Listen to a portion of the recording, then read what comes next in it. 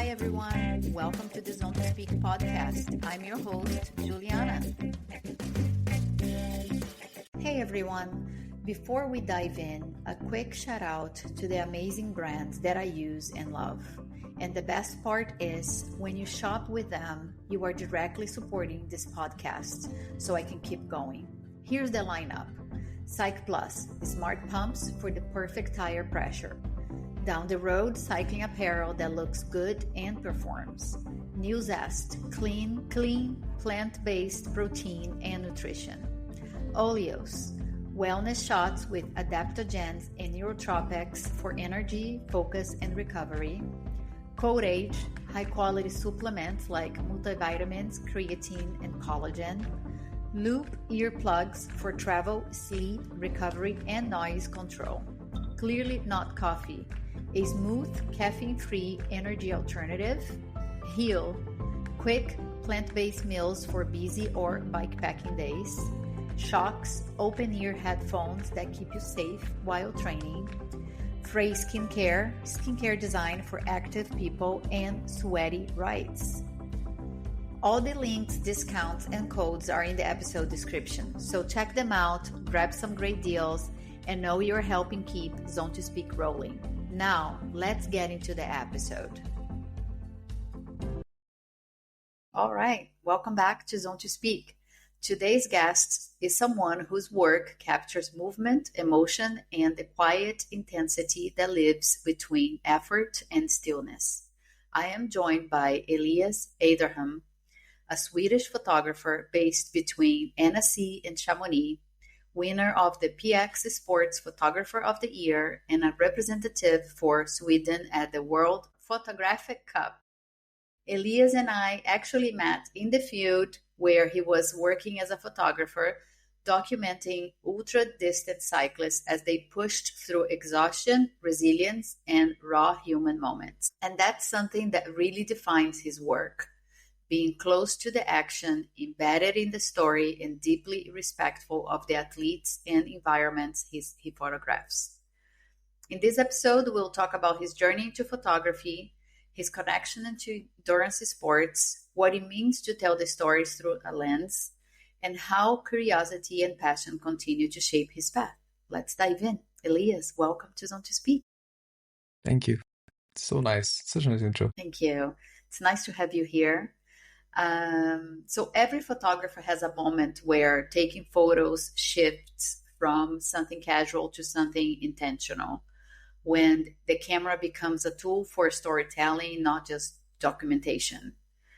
So Elias, let's start at the beginning. How did photography enter your life, and when did you realize it was more than just a hobby, that it was something you wanted to pursue? I mean, I shot a few times when I was really young, but I never really stuck because I think I was too afraid to be creative, to let myself create or do stuff. And so I never really did anything with that when I was younger. But then I think when I was around 20, I went out of a very long existential crisis, and subsequently psychosis, and I just felt alive again, and I dared to do stuff for the first time in ever. And I just thought to myself, okay, I have a job now. I can work. I can, I have a chance to do stuff. Oh, you know what? I'm gonna try to get a camera and just shoot and just try to create something. Doesn't have to be anything special, but maybe if I just could take some photos for my friends and then wait a few years, I can send them back to them in an email, and they'll be happy. And so that was kind of how it started. Wow, that's quite deep. You went through a lot, but I guess that was the catalyst for your courage to do what you always wanted. Yeah, I think it's a catalyst to not allow yourself to stop almost. Like you can't stop. Like it's like this thing where you know how far you can. It's so easy to fall into these patterns and circles that this spirals you down. And if you say no to fear each time it comes into your face, that can't really happen anymore. And so that was a very a strict thing where if I'm scared, if I'm uncomfortable with something that feels like I should do it, but I don't dare do it, I have to do it. This, and so that's kind of what's been going on. That's why I started photography. So I was scared to do it. I was scared to photograph, to sing, to be here on the podcast. It's also very scary. And so then I have to do it, and then usually it's better afterwards. Yeah, I think when we push ourselves to do things that we are uncomfortable or scared, once we are doing it or afterwards, we can, I mean, at least for me, on my experience, like we can see like, oh, it wasn't that bad actually, or even I enjoyed, this was good. So hopefully that's how you feel after this Yeah, chat. yeah, yeah. And your work often focuses on athletes' emotion, endurance, effort, emotion. Um, that's not easy to capture, and it suggests a deep understanding of the sport itself. So, what drew you specifically to sports and action photography? Was it something that you participated in yourself? Did you? It was the visual language of movement that pulled you in at first. Actually, not at all. Like in the beginning, I didn't want to shoot sports at all. I thought sports was just such a boring thing to shoot because it's so literal. It's so documentary. But then like, yeah, whatever, sports. I would have rather actually shot something that I felt was more important somehow. And and then I kind of fell into my first ever gig where I got paid was well, I was a bike messenger before, so that's how I got into like the bike messenger and the cycling culture through being a bike messenger. That was my life. And then I moved to Okay. France and I started, my first ever client I got was in cycling, a bicycle shop. And then just more and more kind of like, well, this is kind of nice actually. I'm loving this. And and then I moved to the south of well, to the Alps, uh, to chase my dream, living in the forest over there and trying to find a job and find an apartment and places to stay and everything, all this stuff. Uh, and uh, and then I just kind of realized that actually my dream would be to ski. It's always been, and to be in the mountains and do these extreme sports and follow these athletes and do the things myself. And the next best thing is to shoot them and to document their stories and to be the eyes. And I think it's a responsibility we have. Same for you, like you're here and talking to people and you're somehow being the listener, the listener and, Absolutely. and letting those stories come to life. And I think I have the same responsibility, but with photography and just look as much as possible and try to feel and communicate that somehow. And yeah, so now it's my biggest passion I have right now to communicate this thing that's so absurd and extreme, and these extreme athletes doing crazy stuff, just like the ultra cyclists. Yeah. And yeah, there's something so special about it. Something so special about those places that they go. And yeah, to capture that stuff is quite magical, I think, and Yeah. meaningful. Yeah. Yeah. I think ultra cycling, we're passing through beautiful places, but everyone is going through their own emotional journey. It's so much more emotional than physical, and you get that. How was your time as a bike messenger? I didn't know you done that. I feel like there's so many cool people, talent, over talent people that come has a background in bike messenger. It's an amazing group of people. They're lovely. I love them. Like, it's like a brother. It's like a family. It's no, it's wonderful. I was part of the Stockholm mess, like the messengers of Stockholm, and no, it's amazing. I still love those guys, and every time I come back to Stockholm, I spend basically just time with them, and and so no, it's wonderful. They're super creative. They're super smart. All those people, and and it's this weird thing because I feel like a lot of them, including myself at the time, we kind of look down on ourselves sometimes because we we we we usually end up there because we're somehow outcasts. We're not following this normal path, and that might be our last resort, or kind of you find yourself there because of reasons usually, and then you go to all these super fancy places, to these high-rise offices where there's so much money, and you just feel like a rat. You just feel like a rat somehow, like a street rat. And you break the laws when it comes to the traffic lights. It's obligatory. There's no real choice. And so you're living this very weird niche life on the edge of the city, and it feels super special, but it also can kind of push you down a lot. So I think it's very difficult for a lot of those people, including myself, to feel like, no, but we could actually do something. We actually also deserve to do this stuff. And so I agree. I think that the people that come from those places they have so much character, so much character. Yeah. And it's a lovely community. Character, I loved it. talent. It was very difficult as well. Like it's the same thing I get with ultra cycling. You have the winters in Stockholm that are so cold or rainy, and then it's -1 degree. It rains. It's horrible. But it's the same thing. Afterwards, after a winter of that, you feel it does something to you. Each of Yeah. those winters. Yeah, I spent quite some time in Stockholm, and the winters are not easy. For me, especially the darkness more than the cold. But the summers are also, spring and summers are so magical and beautiful. They're It makes perfect. you There's no appreciate. better place, I don't think. Yeah, there's no better place. There's no better place. I have to agree. Yeah. As a messenger there, you go up in the morning, you take a swim before work. So all your clothes are super wet, so they cool off a bit. You keep working, and they get very hot after a while. You jump in, back up. You do this a few times during the day, and Nice. it's super rare. Yeah. Nice. Yeah, I did a swim in Stockholm. I don't even remember the distance, maybe 5K. But it was amazing. They clear out all the boats, and it was actually quite challenging. And I didn't think about that, but the water there, it's not really salty.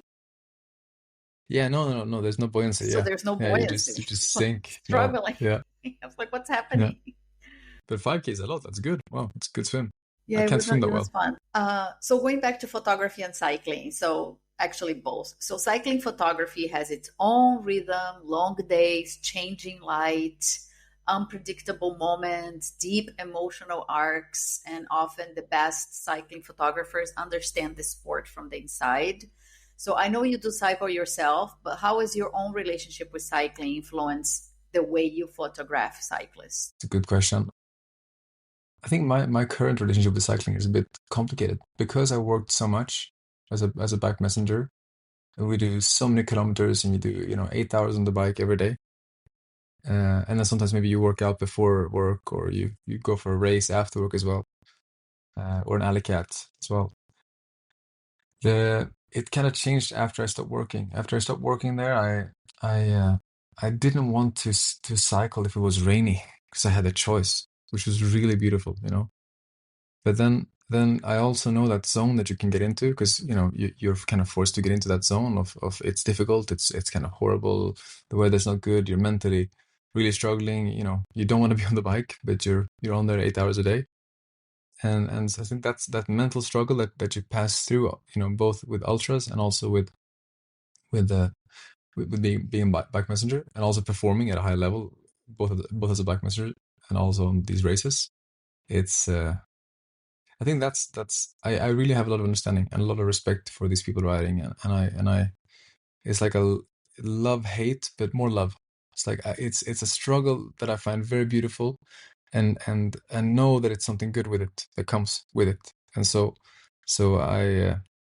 yeah, I have admiration and respect, and a bit of jealousy, honestly, because some of that struggle and suffering, it's and the release that comes with it, it's perfect. So sometimes it's a bit difficult actually to shoot, these sports that I love because you just want to do it. You Yeah, know, yeah, I'm yeah. sure it's the same, bit the same for you. I think the best people that do documentation or documentary photography, they have one step, one foot inside the sport, inside the moment, and one outside the moment to be able to contrast what's happening and communicate with the rest of the people. While when you're in this thing that you love so much, it's so difficult to step out of it. You just want to be in it and do it.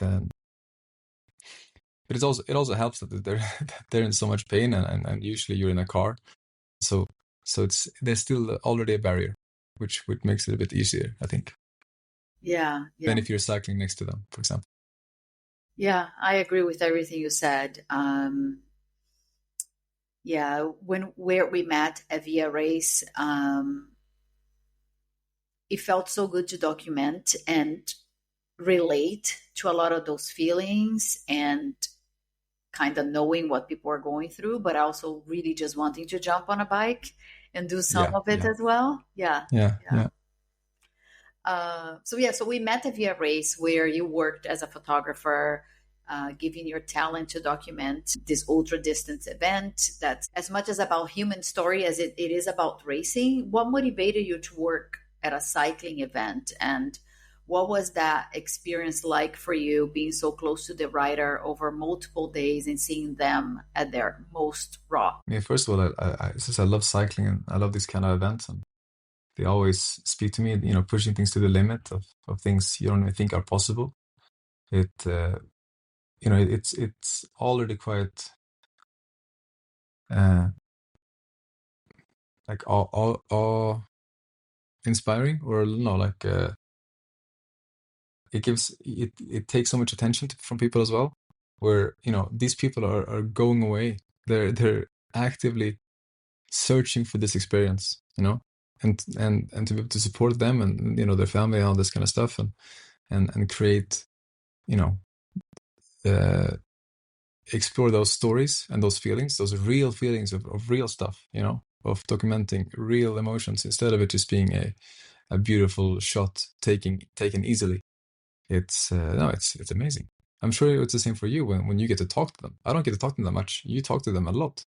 How Yeah, how how how does that compare to you? Because you must get a very, you know, it's one thing to see them, but to hear them speak, it's I think it's even rawer because they just it's so they haven't spoken to anyone for days, and then they just open the mouth. yeah. How would you? Yeah, it was interesting. It was a big learning for me because in the beginning everybody's excited, everybody wants to talk to you, and it's wonderful. And then as the day progress, people start to get tired. So some want to share, and it's deeper, more emotional. So it's a balance of like how much can I dig into this and respect someone's moments as well, not wanting to also put a mic on someone's face. But it got quieter as we progressed, or also when it was bad weather. But also there was that feeling, like you said, where they are hours alone, so they really just want to, some of them really just want to talk about everything that had happened and really put that out there. So that was really nice. You touch on something that's so interesting here, like the respect of privacy and the respect of, giving some distance as well. And I think that's difficult to some extent because, it's when they're in that raw form that the real story kind of spills out. Yeah, That's the realest thing there is, and I think it's what we miss so often and what makes these events so special because it's just all this mess that we have inside our heads all the time. Just oops, it just plops out on the floor or on the yeah, table, and there it is. And yeah, it's at the same time as you want to give the respect and privacy, you also respect and almost worship that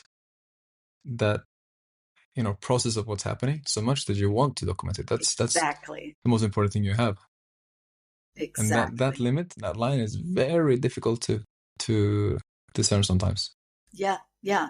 It's quite tricky trying to find the right time to approach someone that you see that they are struggling. It's like, when can I approach? I'm going to wait. I'm going to go for it. And yeah, it was a tough balance. It was a big learning for me. Yeah, especially since we're not exactly in it either. I think that again, it's different if we're cycling with them, but since we're not in the same, so we're still, the that's the difficulty again. We don't have one foot truly in it, which is makes it a bit more challenging. I agree with you. And how do you approach? How I approach it, I don't know. I honestly don't know. I think it depends. Usually I feel somewhat fine with it. The only point where I kind of can be taken aback is when you get like a negative feedback from you kind of talking to them while still not trying to push it. He's still trying to be very neutral, be very open, and be very kind of let them set the boundaries while being so neutral that you're almost invisible to some extent. You want to be friendly and have them be comfortable, but you want to somewhat mirror them so that they feel at ease, and you're not coming in with all of your energy, right? While while playing somewhere in the middle there, right? And then I think where I set a pretty big limit for myself is when I fear for someone's life. So that's, I don't like to take photos when I think someone might be really, when there's a risk of them dying, for example. Then I automatically take down my camera because I don't want to. And that's kind of something I'm struggling with currently, because I know that there's a chance in the line of the niche I'm kind of going into now, I was gonna that I'm in right ask, now. yeah, with the skiing, it's really extreme what you're doing. Yeah, and so I know that there's a big risk, and honestly, it's somewhat inevitable that's going to happen at some point, that someone's going to, most likely die in front of my lens. And so it's something that you have to, deal with before it happens as well. And really be at peace with why you're doing what you're doing. And what is this privacy, and what is this respect and integrity that you're giving to this athlete? It has to really feel at peace before even that situation could hit. Yeah, that's a tough one with the skiing. What is the big difference between the skiing and the cycling when you are photographing the moment, the emotion, and the story that is unfolding? It depends what kind of story or what kind of adventure you're on in the skiing. There's some things, for example, right now I'm looking at doing an expedition where we're going to cross each peak of the South Georgia island in close to the Antarctic. And that is a very, it's an endurance thing, right? It's an endurance feat. And it'd be challenging, it's cold, to me that reminds me more of the ultra stuff. But then when you compare it to most of the things I do here in Chamonix, it's long days to get up. It's very risk, you have weather coming in, and you're not afraid of really the cold. Mostly you're afraid of, either being stuck and not being able to get down for hours, or taking the wrong step, or avalanche conditions, or crevasses. And so I think it's a very different type of risk, and usually you don't have to push yourself as much physically for the same amount of time, for the same hours. But it's more of a thing where you have to really balance your effort to then still have enough power in the legs to perform at the highest level when you go down. Yeah. I think that's the real difference between the extreme skiing and the cycling. Where in cycling, you can roll down, but here you climb all day to get up, and then you're gonna be the best in the world. And then there can't be a lapse in judgment or a lapse in focus. You can't be tired at that point. No. Which makes a huge I think difference. Any tiny error on that extreme skiing can cost your life. While with cycling, it's much rare. You can commit a few errors and it's not life threatening, and unless you are like on the road and there is a car, but most of the time it's quite safe and you can also stop. Yeah, those things can happen. Exactly, those things can happen in cycling as well. But here it's a lot of places it's if you make a single mistake, or a single mistake that's still very small, but that's big enough to snowball, it's gone right away. There's no way out of it. And you also have the risk of the avalanches and the crevasses and the different snow conditions, and there's this other thing, these other aspects that I think are really, well, that's what I find beautiful. I love road cycling and touring, and I think what speaks to me most about cycling is the adventure. And To me yeah, too. that's the same thing that draws me to the mountains, in this other raw aspect where there is no roads, where you're just on your own, and you have an ice axe, you have some ice screws, you have a pair of skis, and maybe you even have a parapente, like a hang glider, and then just solve it. make it over there, and move in, in the most smooth, most beautiful way possible through these mountains. It's that adventure that And how makes are sense. you photographing them skiing down the mountain? Are you also skiing down the mountain and photographing? I don't usually, not if it's steep, I don't ski and photograph at the same time. I ski, I find a place, and then I stop and photograph. Yeah, if it's steep. If it's chill and there's no bigger risk, yeah, I can do both. But mainly we have some planning and Major we try to make skills. it. I'm very comfortable on skis. I feel at home, more on skis than off skis. But then it's me climbing up. I follow them to the same places, the same couloirs. I climb after them. And then, for example, if I'm not gonna leave a track in the snow, I can't ski, before them. Maybe I climb down some rocks, or I have my hang glider, my parapente, and I might take off from the summit, and then I can either take some photos while in the air, or I can get to another mountain, take a photo or film with a telephoto lens, and then they get done halfway. I change mountain, and we do something like this. But the idea here is to make it, same thing for the cyclists, make it as easy as possible for them. Not take an entire day to get one shot. We want it to be smooth, and we want it to be a documentation, right? We don't want to stop them what they're doing. That's the idea here. Incredible, incredible. Anyone listening needs to check out Elias photography because it's impressive and it's art. Speaking of which, you're winning the PX3 Sports Photographer of the Year and representing Sweden at the World Photographic Cup are huge achievements. Congratulations. But they are Thank very you. It's different crazy. from, yeah, it's crazy, but it's amazing. It's amazing. So, how do awards and recognition fit into your journey? Do they change how you approach your work, or is the motivation still rooted in the process itself? I think a little bit. I think because that's the first time I had to kind of step out of just me doing this stuff, and see that people actually somehow care, or that it's compares to something. Before I was just so focused on just creating, being the mountains, and pushing that part. And now it's still that thing. I'm still as focused in those aspects, but it's also realizing that, it's one thing to capture these things, another thing to let people see it, and also to really push myself to improve more artistically.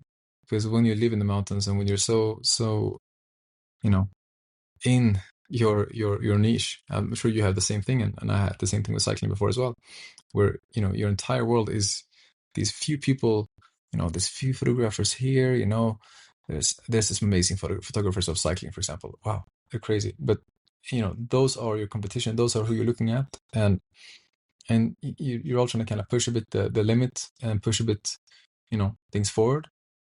But that's what that's your world. And then when you go out of that, and when you go to these competitions, and when you meet people who are doing completely different things, completely, and you see their creative ways to approach this stuff, you realize that there's so many other things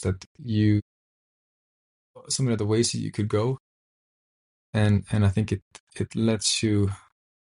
It's kind of a wake up call to not get stuck into your niche, and and take from these other sports and other categories of photography and storytelling, to keep in different elements, push what it is Expanding. that you want to say.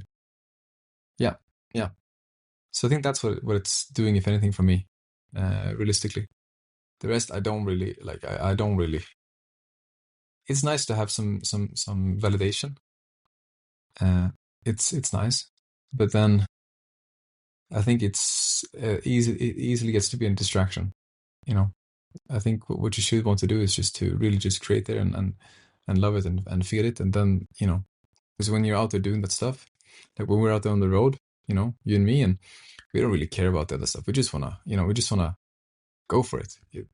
It's I think that's what you want to chase after, and that's what I still try to focus on. Yeah, and I think that's why you're winning those awards because you have this drive and this passion in you. You're not, thinking about I need to get this best shot for this award. You're doing it with so much passion that it translates into your photography. So Yeah, keep doing yeah. what you're doing. It's funny because usually actually I the shots I take, I dislike them. I'm so critical. I hate them. I'm like, no, it's horrible. You're like That was shit. critical. Yeah. Sometimes I have a moment where like, wow, that was perfect. Amazing. I'm so happy with it. But most of the time I hate what I'm doing, or like I don't like it at least, or I'm a bit unsure about it. Uh, and then I sit while editing a bit later, and no, this didn't turn out good. No, this didn't turn out good. And I kind of play around, and I kind of, trying to, get what I was going for, And then at some point, it's just like, oh, well, whatever. I'll leave it here. That's enough. I can't do any better. Hopeless. And then I go back to the same photo, and I'm like, wait, that was all right actually, which was exactly what happened with this photo that won the competitions. I was gonna I don't know ask what I how was was, doing. if that was the same process you went through. Yeah, yeah, yeah. But I think Wow. it's also it's not about the critique there, but like it's about the curiosity where you don't know exactly where you have ideas of where you're going with things, but then you're kind of letting things flow because you're not stuck to one specific idea. You're kind of you shoot or you create through the feeling, through the understanding, or through this thing that you feel, and then if you do that, I think often enough and focused enough, it just kind of you create by creativity and not or curiosity and not by fear, which I think is really important. I think we all feel fear in some certain parts of our lives, but I think it's okay to feel it, but never put into the equation of make decisions. I have this thing that I try to write down to have like some kind of artistic statement. I didn't know what to put. And I wrote that I photograph the space between fear and freedom, which I like a lot because it's that fear that creates the freedom as well. And so it's something that's also so lovely to keep in mind and to also kind of keep close. Because, when I'm out there in the mountains, I fear them. They're scary. They're huge. And there's might be a crevasse there, and there might be like an avalanche, dangerous terrain or something, and there are things you fear. But it's also like a very humbling experience and beautiful. And so I think it's important to also have, it's not rejected either. You see, I think it's also very quite, important as well. Yeah. I used to do alpine climbing, so I have a Yeah. huge respect for the then mountains. then yeah. Yeah. And you live between Annecy and Chamonix, which means nature is always part of the equation. Light, terrain, unpredictability. How does working in the mountain environment shape your photography, especially when you are covering extreme sports and you have all this terrain and conditions that you need to respect and also know about? It's interesting. I was talking to the editor of the Sweden's biggest ski magazine a few years ago. I think 2 years ago now, maybe even 1 year ago. And I was asking, hey, how do I get into the paper? I don't have any photos yet. I'm gonna make some photos, but how just so I understand.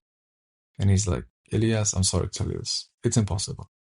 It's not impossible, but it's like it's not, because the people you're competing against, they live in the mountains.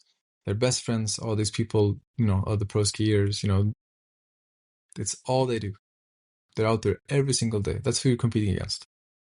And in my head, I'm like, yes, this is gonna work. Because that you Because had then a plan. That's what we were going to do. no, but it's, oh, well, okay, so that's the secret. Okay, easy. I go do that. Perfect. You gave me the answers. I'm so You happy. just gave Thank me you. the Good. answer. That's true. Yeah, yeah. So that's what I did now. But it takes a long time to still learn all these things. You have to be quite patient. Yeah, but you also have to think slightly bend some of the rules. For example, with paraponting, I didn't go a course. I bought the parapont. First, I made my own harness at home You were until I nuts. bought more. People say that, but I think that was quite reasonable. To me, it made sense. And same thing, with a lot of these mountains I've done now, and these phases I've skied. and what I've done, it's always seems unreasonable. But if you can visualize it and if it makes sense to you, if you feel like, oh, but no, I think I could pull it off, it kind of works. And so that's what I've been doing currently. I've been kind of learning a lot of these things as I'm going, climbing, parapunting, even steep skiing. I wasn't a big steep skier in the beginning. I haven't skied that much when I grew up. I skied 1 week a year. That's it. I'm so focused in all these things, and there's no real alternative. But it is still a challenge to be able to say no, and you have to communicate very well with the people that you're with, and be able to still see where your limit is. Yeah. And again, when you're doing things at this level, and there's still a lot of risk in how I'm progressing, right? It's a lot of risk because I'm doing things that I don't really know exactly everything how it works to fly parapente, and I'm still flying from in Mont Blanc. Uh, and so you also have to be aware of the risk and accept them as well, and I think fully embrace the philosophy of what you're doing. Otherwise, it doesn't go. Otherwise, it's too it's unreasonable what I'm doing. It's completely unreasonable if you can't live with the way that it feels like it makes sense, all of it.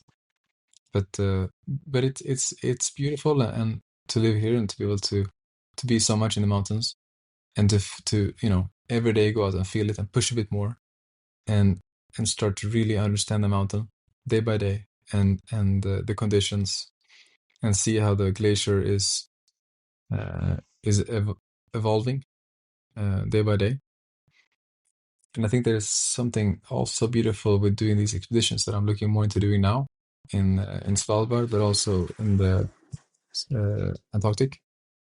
Wow. And it's to not have a map, or to have a map but you don't have a guidebook. There's nothing telling you how to go, or where the glacier is weak, or where the avalanche terrain is, or gullies, or any of these things. And you just have to read the terrain, and it's like free solo. It's like it's just this Climbing perfect without feeling ropes. exactly, yeah. It's like free climbing without ropes, or without even a plan. You're improvising in the moment, and that's the same thing I do when I bike tour, for example. I don't have a plan where I'm going to go, and so I go left here, I go right here. Takes way longer, but it's interesting to do it that way as well. It's not for performing, but it's just it's a fun way to try to feel the experience of adventuring and exploration, which I think is it's a big reason of what we're doing, right? That's why we love cycling, Yeah, yeah. I like to I explore like and to sometimes when I get lost because you always learn a different way, a different bakery. There's so much to explore. Even when I travel, and a lot of people research everything and know everything they are going to do, and that's great. But I also love the discovery factor. Just go and explore. Um, but I want to go back to something you said, that you said you made your own harness for flying, hang gliding, or parapente.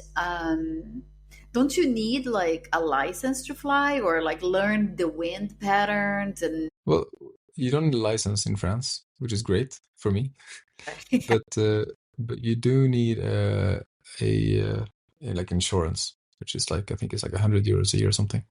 And yeah, if you're gonna fly in difficult conditions, for sure you need to learn all the wind patterns. If you're starting out very slowly, it's usually fine. If you fly out in the morning when the wind is calm, and you look at the forecast and there's basically no wind or very little wind, then it's quite fine. And especially if you learn with friends, uh, then it's also better. I actually learned paragliding because I bought the wing, I made my harness. I actually learned how to fly in Portugal, because just after I bought the wing and I made the harness, I got a call from a friend of mine who asked me, "Hey, do you want to go fly and surf in Portugal?" And I said, "Sure. I don't know how to fly, but yeah, I'd love to. Let's do it." And so I go there with this guy, and my first flight is taking off off a cliff in Portugal, and it's incredible. Uh, Super scary, but then at least you have someone to kind of tell you yes and no. Where is your limit? You right, don't know. right. So it also Which is the helps. same thing as going to school. So Yeah, it's just, yeah, in school it's just more organized, and you have a guarantee.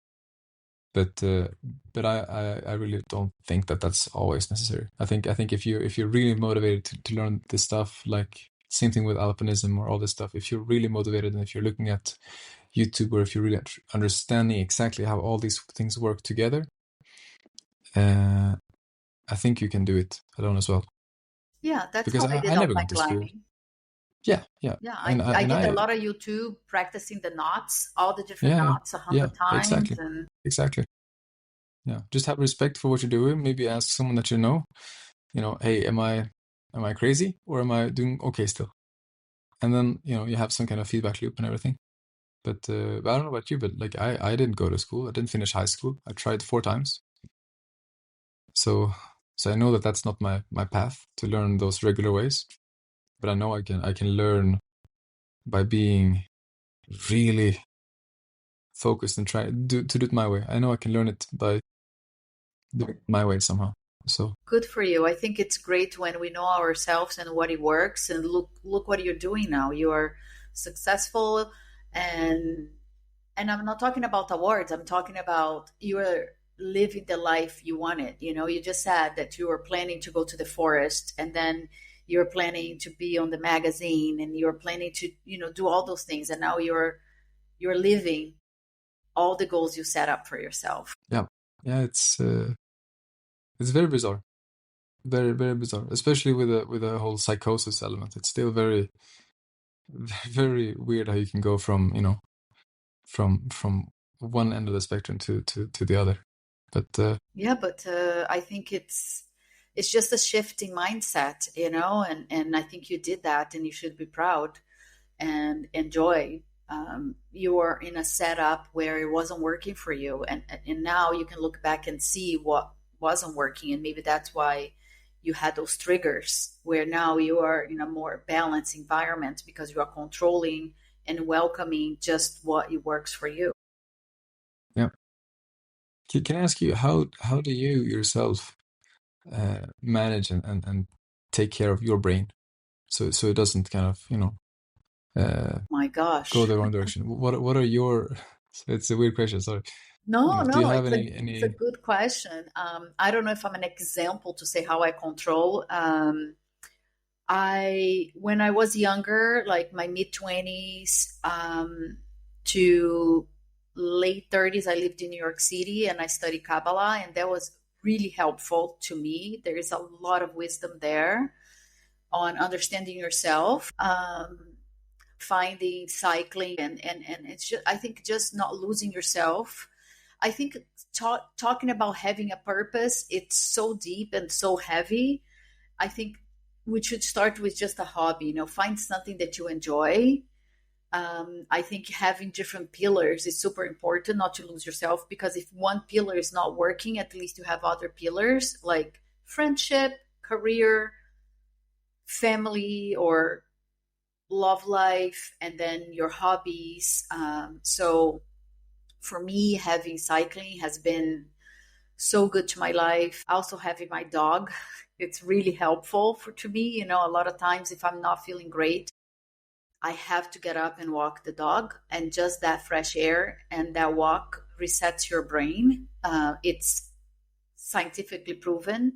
I wasn't doing because it was scientifically proven. I didn't even know, but just looking back, I'm like, oh my God, my dog saved me so many times. Yeah, and I just love psychology. So I read a lot, self-help books, and read a lot about psychology. So I really do a lot of breathing. I think also I worked in the finance field in corporate world, which is very, very stressful. So learning how to breathe has been very helpful to maintain calmness.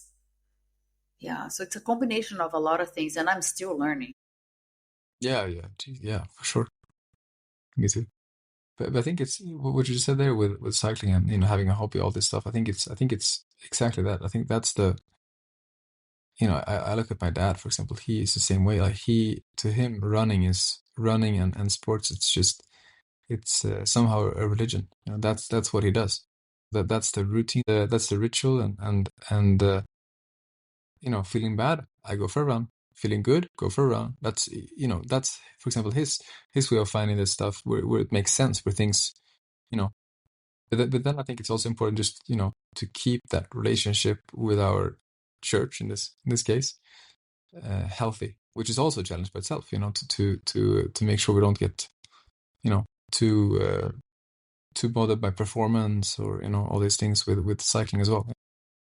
Exactly. Yeah. Yeah. Because now, for example, I'm, I don't want to say I'm taking a step back, because it's not a setback or a step back, but I don't want to race anymore. I don't want to train that hard.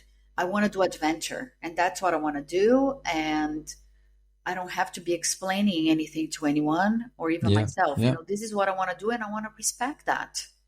yeah. That sounds great. Sounds great.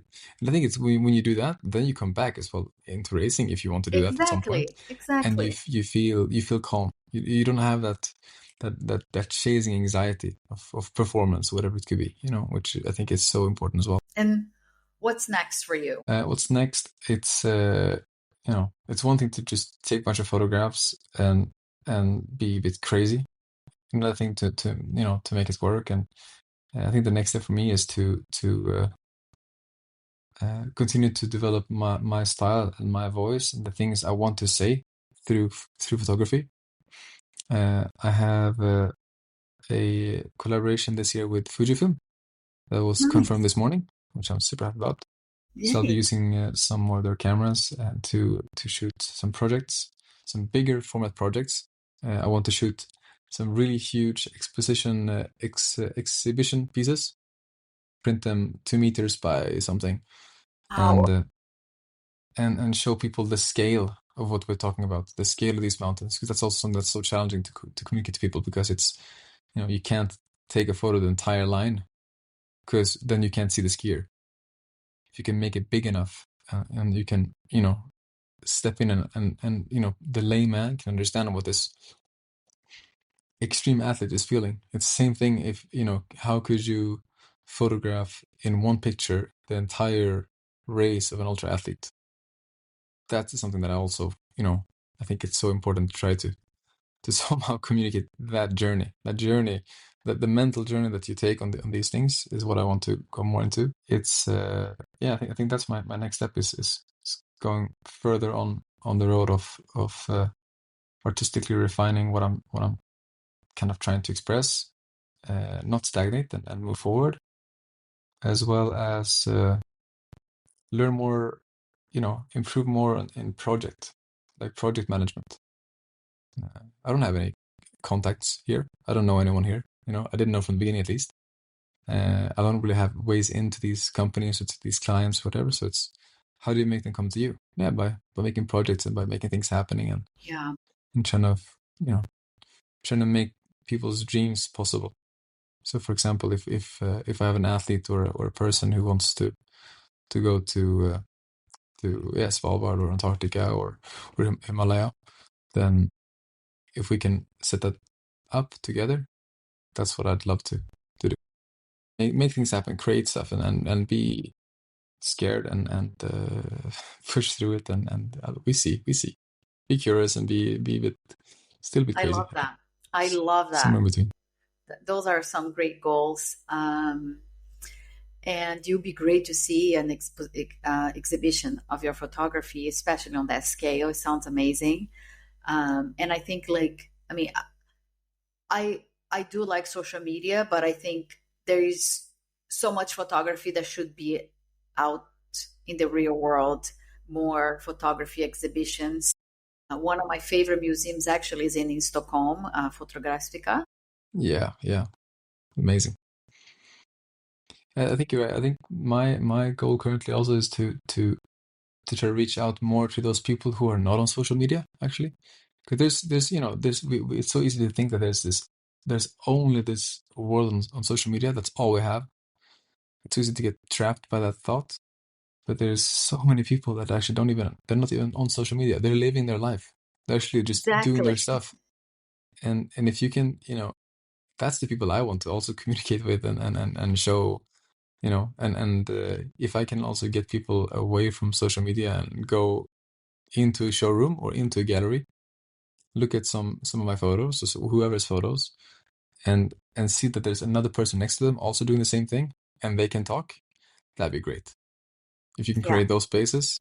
Same thing with Ian and Ingeborg for Via, to create a platform for people to have an amazing time and push things in that way. I think that's. I agree. That would be amazing. I would love to see that happening. Well, Elias, thank you so much for this conversation. Thanks for being here. I can't wait to see where your lens take you next. See you. Can't wait either. And that's all for today's episode. I want to thank the listeners for tuning in. Your support means everything. If you enjoyed this episode, please consider following, leaving a review, and sharing it with your friends.